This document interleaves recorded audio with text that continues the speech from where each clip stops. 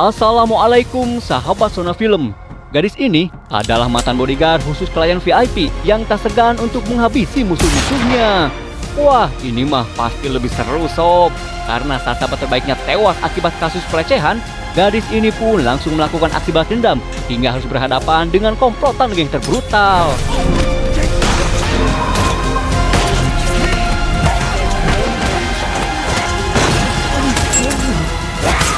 Kira-kira mampukah gadis tersebut menuntaskan aksi balas dendamnya? Oke sob, tanpa berlama-lama, mending kita langsung aja masuk ke alur ceritanya.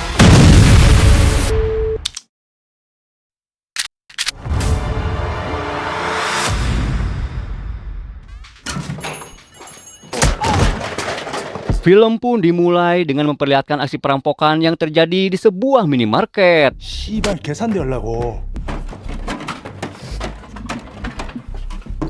Dan tiba-tiba aja sob, mereka dikejutkan dengan kemunculan seorang gadis yang hendak membayar di kasir. Namun saat meminta uang kembalian, si penjaga kasir pun tampak kebingungan karena uangnya telah diambil oleh si perampok. Hingga saat si gadis mulai menyadarinya, dia pun dengan santainya sob mengambil uang kembalian dari tasnya si perampok. Hingga saat si perampok itu mulai mengancamnya, tiba-tiba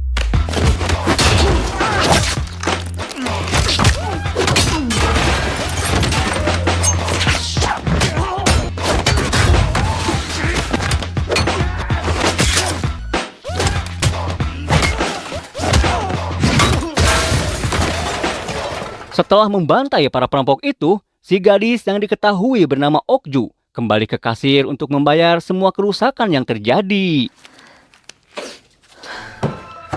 계산 좀 해주시겠어요? Sementara itu di sebuah pertunjukan balet, seorang balerina yang diketahui bernama Minhe tampak sangat gelisah saat dia hendak memasuki panggung pertunjukan. Namun karena Minhe ingin menunjukkan tarian terbaiknya, dia pun berusaha melawan kecemasannya itu. Hingga saat melihat keberadaan seorang pria, Minhe pun jadi tampak sangat ketakutan hingga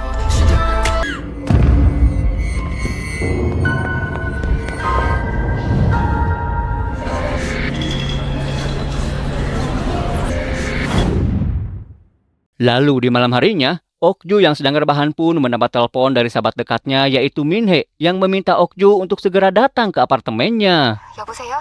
옥주야, 자고 있었어? 지금 시간 괜찮아?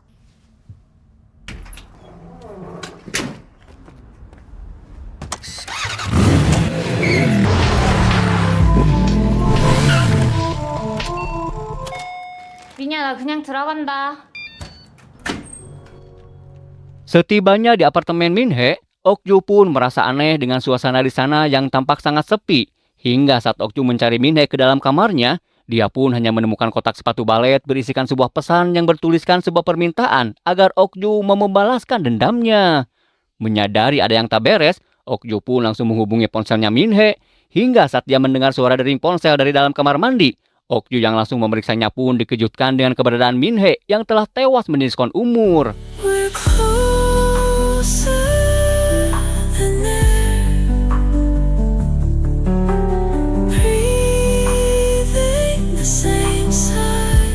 어떻게 지냈어? 무슨 일해? 나는 뭐 이것저것.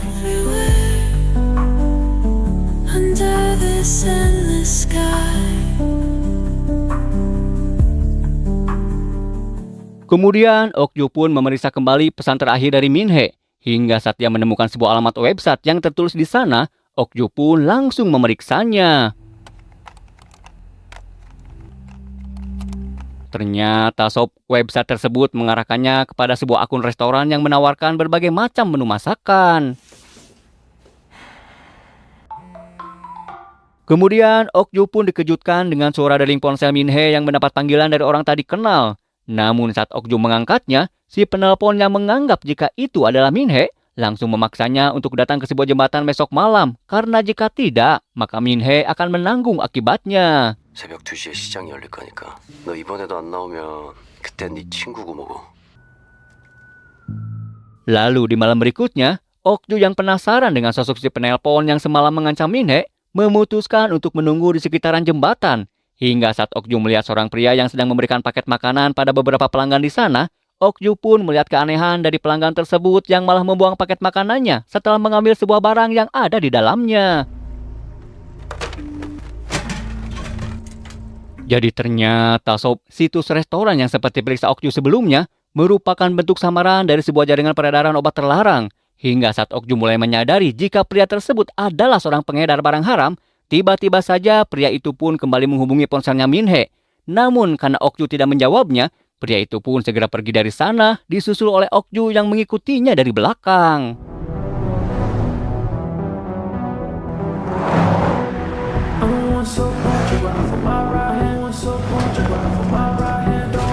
Setelah pria tersebut memasuki gerbang rumahnya, Okju yang telah tiba di sana pun hanya mengawasinya dari balik pagar. Hingga pada keesokan paginya, pria itu pun terlihat keluar dengan mengendarai mobilnya.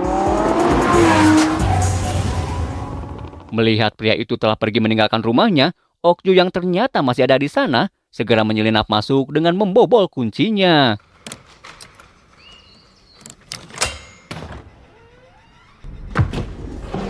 Kemudian Okju pun memasang alat penyadap di balik meja, dan setelahnya dia pun lanjut memeriksa sekeliling ruangan tersebut.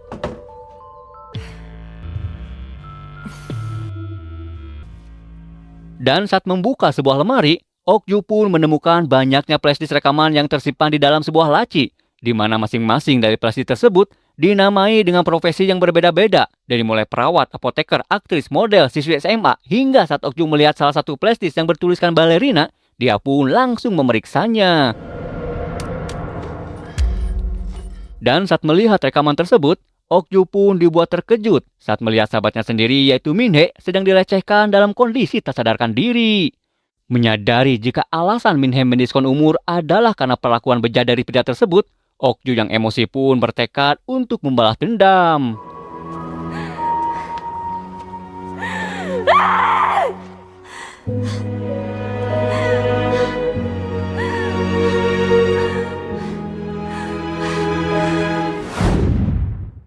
Lalu di malam harinya, si pria yang ternyata diketahui bernama Choi berencana untuk mencari mangsa baru di sebuah klub malam.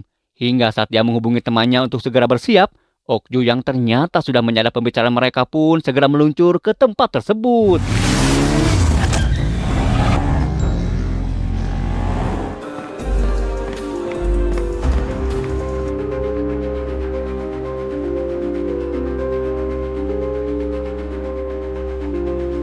Setelah berhasil menemukan si Choi, Okju pun langsung menggodanya. Hingga Choi yang tertarik pun langsung mengajak Okju untuk mau menginap di hotel langganannya. 어디에 가는 거야? 사람들은 잘 모르는 호텔인데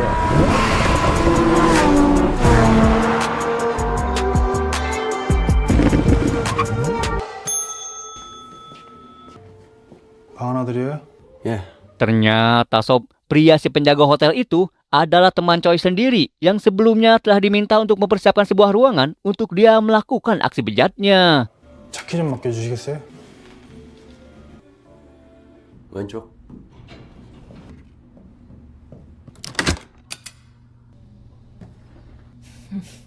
술 마실까? Kemudian Choi pun mencampurkan obat tidur ke dalam minuman Okju. Hingga setelah Okju tak sadarkan diri, Choi yang telah bersiap pun langsung memulai aksinya tanpa dia sadari jika Okju yang sebenarnya hanya pura-pura tertidur saja sedang mengeluarkan sebuah pisau dari balik bantalnya hingga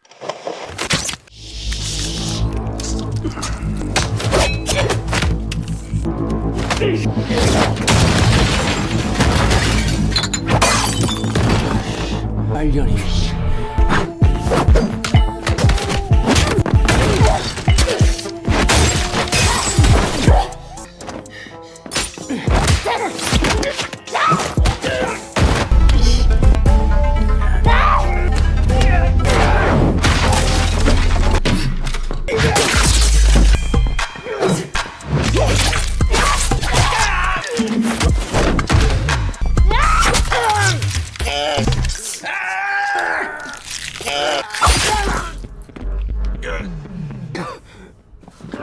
dan saat hendak menghabisi Choi, tiba-tiba saja si penjaga hotel datang dan langsung menembakinya.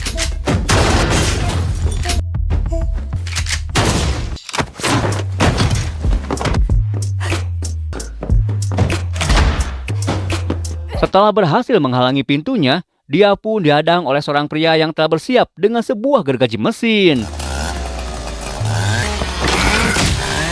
Untungnya Sob, seorang siswi SMA tiba-tiba membuka pintu, hingga si pria pun mengerang kesakitan karena tak sengaja dia telah memotong kakinya sendiri. Melihat kesempatan itu, mereka berdua pun langsung menuju meja resepsionis untuk mengambil kunci mobil miliknya Choi dan segera pergi dari tempat tersebut. Lalu keesokan harinya, Choi yang telah mendapat perawatan rumah sakit pun tampak sedang dijenguk oleh komplotan gangster, di mana si bos gangster yang bernama Mr. Young menyuruh Choi untuk segera membawa Ok-ju ke hadapannya dalam waktu 3 hari.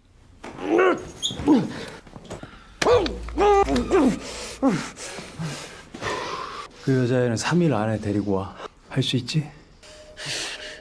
Sementara itu di sebuah restoran, Ok-ju pun mendapat penjelasan dari siswi SMA yang diselamatkan semalam tentang aksi bejat Choi yang telah mengeksploitasi para gadis dengan cara merekam aksi bejatnya saat si korban tak sadarkan diri agar Choi bisa memperbudaknya sesuka hati dengan ancaman jika mereka tidak patuh atau berusaha melawan Choi, maka Choi akan menyebarkan videonya ke internet. 저처럼 그루밍 당하는 여자애들이 수십은 될걸요? 걔네들을 노예라고 불러요. 복종하지 않으면 인터넷에 올라가요.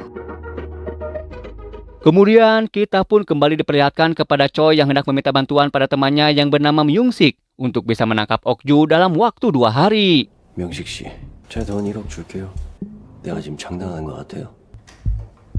Awalnya Myung-sik menolak, namun saat Choi menjanjikan imbalan uang sebanyak 100 juta won, Myung-sik pun langsung menyetujuinya. 1억을 준다고요? 네. 외국에서 이런 거 막 찍고 그러잖아요. Lalu keesokan harinya, di sebuah lapangan tembak, Ok-ju pun mendatangi sang instruktur yang dulunya adalah rekan Ok-ju sewaktu bertugas melakukan pengawalan terhadap klien VIP untuk meminta informasi terkait penjualan senjata ilegal. 장비가 좀 필요해요. 저 총 필요해요. 좀 부탁할게. Lalu beberapa saat kemudian, Ok-ju pun dipertemukan dengan pasangan lansia yang merupakan penjual senjata ilegal. 이건 산다고 내가 너냐? 네. 돈 뭐냐?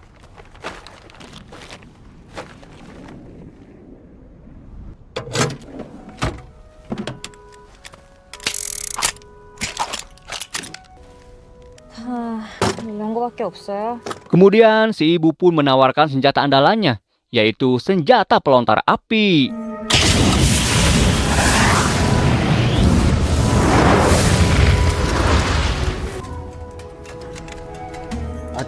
Lalu di malam harinya, Myung-sik pun mendapat informasi dari temannya yang merupakan seorang detektif tentang keberadaan mobil miliknya Choi yang saat ini sedang dibawa oleh Ok-ju.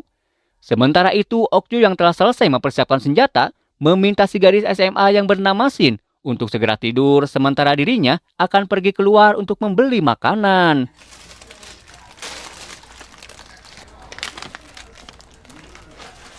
Lalu sekembalinya ke apartemen, Ok-ju pun langsung diserang oleh Choi dan juga Myung-sik. Hingga saat mulai terdesak, dia pun terpaksa melompat keluar jendela. Kemudian keesokan harinya, di sebuah arena pacuan kuda yang merupakan markas dari gengnya Mr. Young, Choi pun melaporkan tentang gadis SMA yang tak berhasil dia tangkap kembali. Sementara untuk Ok-ju, Choi pun berbohong dengan mengatakan jika dia telah menghabisi Ok-ju dan juga telah mengubur jasadnya di suatu tempat. Mendengar itu, Mr. Young pun langsung memerintahkan Choi untuk segera mengurusin agar tidak menimbulkan masalah baru. 말씀대로 잘 처리하겠습니다. 모르겠다. Kemudian Choi dan Myung-sik pun langsung menyiksa Shin.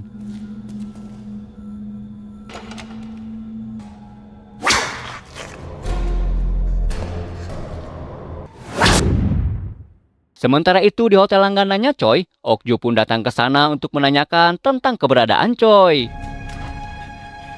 그 새끼 어딨어? Setelah mendapatkan informasi, Ok-ju pun langsung menghabisinya dan segera menuju ke tempat pacuan kuda markasnya Mr. Young.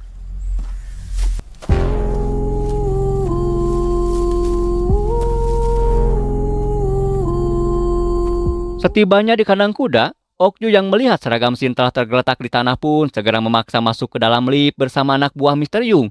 Hingga setibanya di bawah, Ok-ju yang telah membantai mereka pun langsung masuk ke dalam pabrik tempat mereka memproduksi obat terlarang.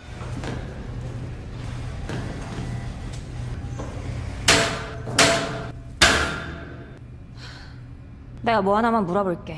내가 이만한 여자의 운명을 찾고 있거든. 나한테 이것저것 물어보지 않고 내가 여긴 그냥 지나가 줄게.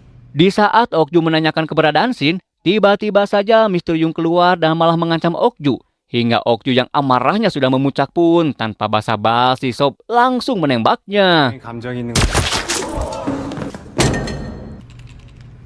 Melihat bosnya telah tewas, para gangster itu pun langsung menyerang Okju. Hingga pertempuran di antara mereka pun terjadi.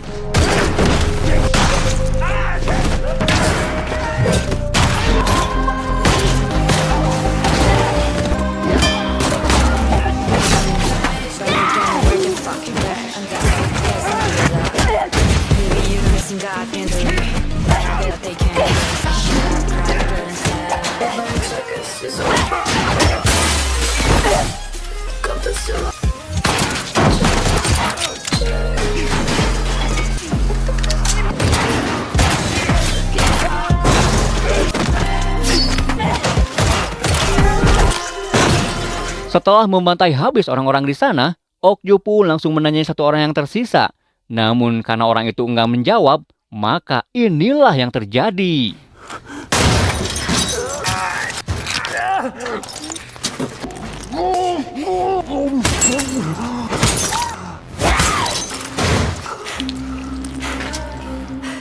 Sementara itu di kandang kuda, Myung-sik yang hendak keluar pun langsung dihadang oleh Okju. Hingga saat Myung-sik mematung ketakutan, Okju yang melihat jika Shin sudah terkapar tak berdaya pun langsung menodongkan pistolnya ke arah Myung-sik. Dan ternyata Sob, dari belakang, Choi berhasil menembak lengannya Okju.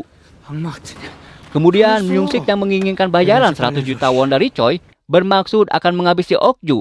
Namun Choi yang tak ingin membayar Myung-sik pun langsung menembaknya. 씨발 지금 다 뒤진 마당에. Di saat Choi mencoba mendekati Okju, tiba-tiba saja dia ditembaki oleh Shin. Namun karena tak ada satu peluru pun yang mengenai Choi, Okju pun segera menembaknya.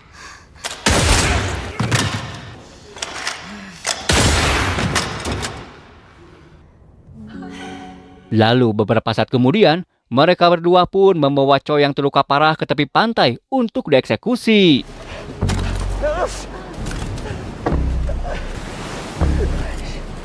Di saat Okju telah bersiap dengan senapan pelontar api, Choi yang tak ingin mati pun langsung merengek minta pengampunan dari Okju.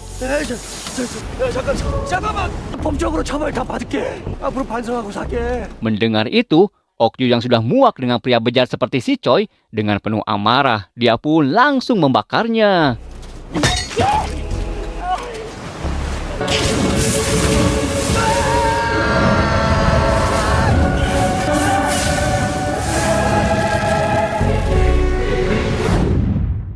Lalu keesokan harinya, Okju pun kembali ke rumahnya Choi untuk mengambil semua flash disk yang berisi video bejatnya si Choi.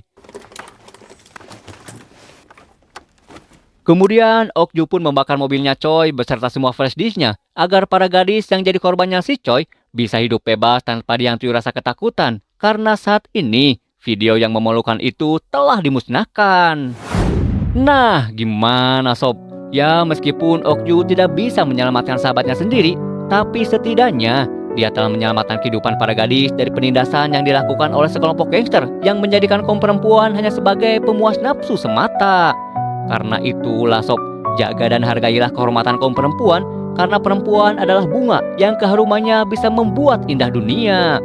Ali bin Abi Thalib pernah berkata, wanita itu laksana bunga, mereka harus diperlakukan dengan lembut dan penuh kasih sayang.